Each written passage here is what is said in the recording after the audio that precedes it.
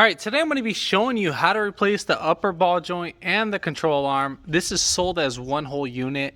I don't think that it is actually, you can buy the ball joint separate, but I think it's actually more easier to replace the upper control arm just to then to press it in and out. And it's more, I mean, it's about almost the same price. I think for the upper control arm is like about maybe $40 for each one, about $45 at the auto parts store.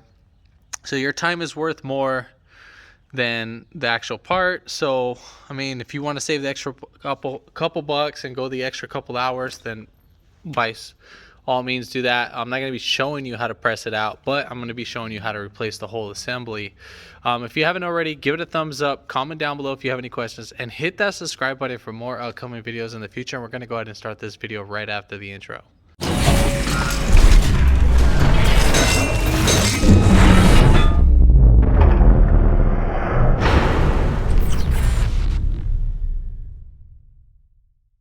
All right, first things first, jacking up point. Right there on the subframe. I know this one's the aftermarket, has an aftermarket suspension, but typical range with the other one, there will be a beam right here and you could jack it up from right there. You can put your jack stands right here as reinforcement and then lower back the jack, because I would recommend you to use your jack to support the lower control arm when we disconnect the upper control arm. But since I have two jacks, I'm not going to be doing that. I'm going to be using my second jack to help me out. All right, so we're going to be taking out the lug nuts. First things first, the lug nuts are, I think they're 22 millimeters or 21. These are aftermarket, so I'm going to be doing that. So we're going to go ahead and take these all off.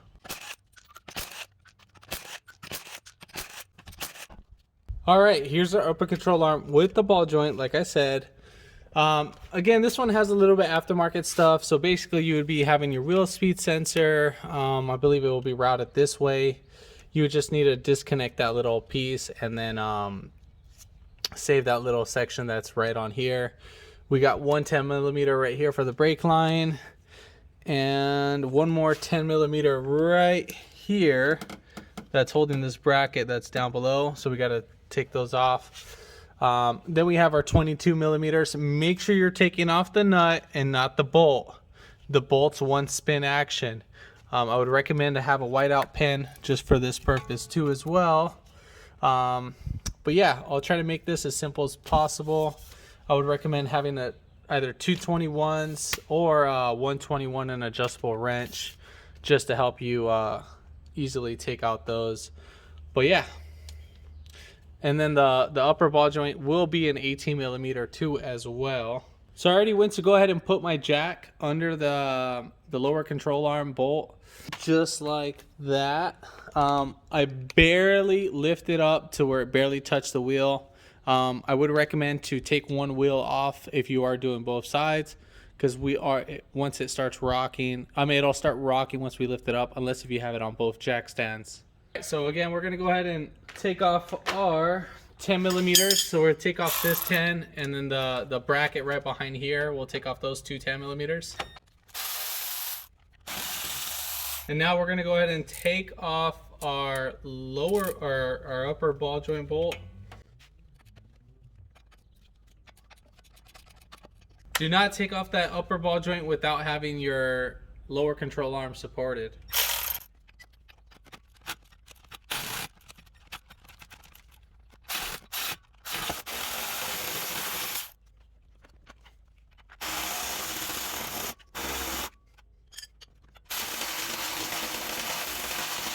All right, so if your ball joint keeps spinning, just try to get some pliers or something just to squeeze the ball joint itself.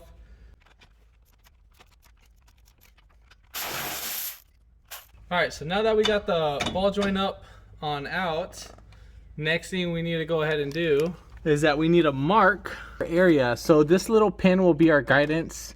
So what we can do is we can put a little white mark. I'm using a Bix whiteout pen, and then right there. You get that dialed in, and same thing right there. You only need to make one mark. If you make another one, that's perfectly fine. So we're going to go ahead and make a mark on all of these, the inner and the outer side too. Again, there's a pin on each side, and they'll help out for alignment. All right, so we're gonna go ahead and take off these. Again, they're 21 millimeter.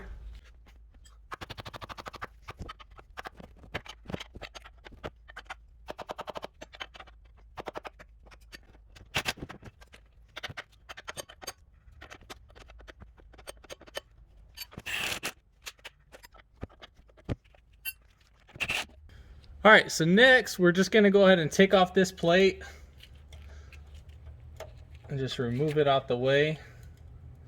Worst case scenario, we can just lift up the whole control arm and push in the bolt so we can move this out the way. And as for the pin, same thing. We'll just spin that right out the way.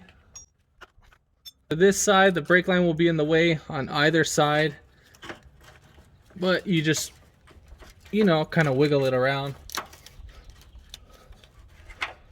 and you should be able to sneak it right out. And then the control arm, you just wiggle it and pull it out. All right, so now we'll go ahead and put in our lower control arm.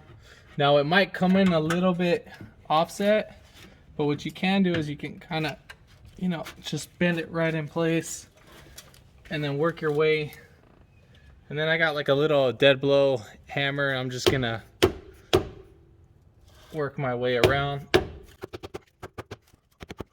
And once I see the holes that line up with the bolt, I'm gonna go ahead and put in our bolt. And you're just gonna keep rocking it back and forth, at least for this one, until it goes in.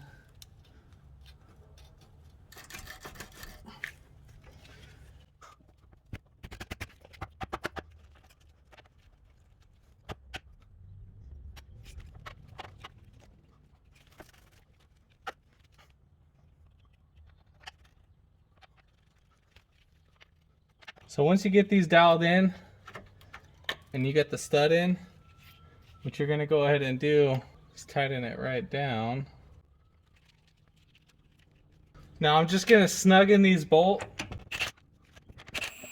And then the way how we're gonna make our adjustments, we're gonna make our adjustments with these bolts. And so you can see right there, once you do on one side, like once you make the adjustment, the other side will be the same.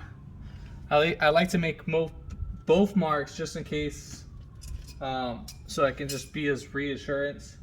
And now, while holding this semi-firmly, before you tighten this down,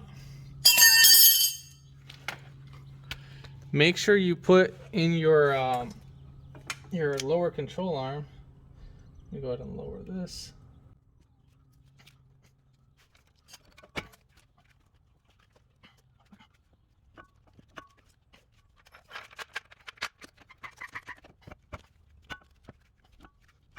All right, so we're gonna go ahead and put in our ball joint. So I like to lift up the lower control arm because we're gonna set our pre-balance, or our preload, I'm sorry. And what the preload is gonna do is that it's gonna help from keeping our bushing wearing down prematurely. So once you get it down right there, once it's all like that, we're gonna go ahead and bolt it down first.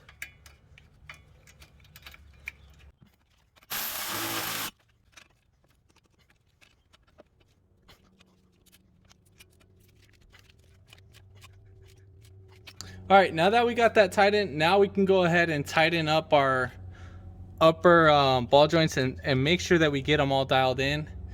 So at least we got the preload.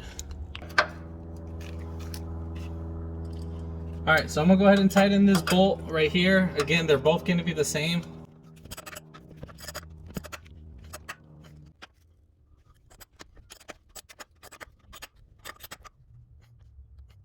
All right, now that we got that bolted down, we're gonna go ahead and tighten up our 10 mils. So we're gonna go put this bracket on and then this bracket too, that's right there.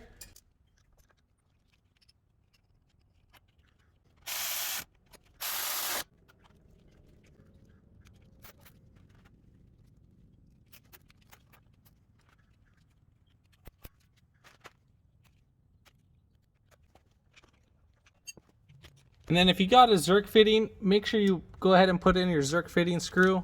That's so we can grease up the bearings. I'm gonna go ahead and do that. I'm not gonna show that. Well, I might show that part, just so you know how to grease it. So with the grease gun, it's gonna kind of look like one of these. These you can get at like Harbor Freight. So we're gonna go ahead and put on the grease gun. We'll just tighten it right down. Then once you get tightened down, hold it firmly. And then you're gonna keep adding grease until you see the boot move. So right here, you can see it on this side. So right here, you can see it. So just pay attention right there in that area and you'll see it. All right, you saw it move. So that's how you know, once you start seeing it move, then you know you can stop right then and there.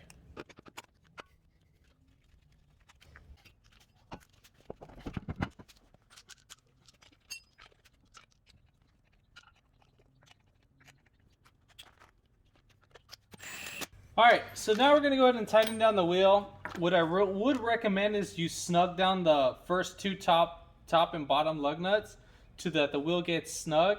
And then you're gonna go ahead and tighten down in the star pattern. So 1, 2, 3, 4, 5, and 6.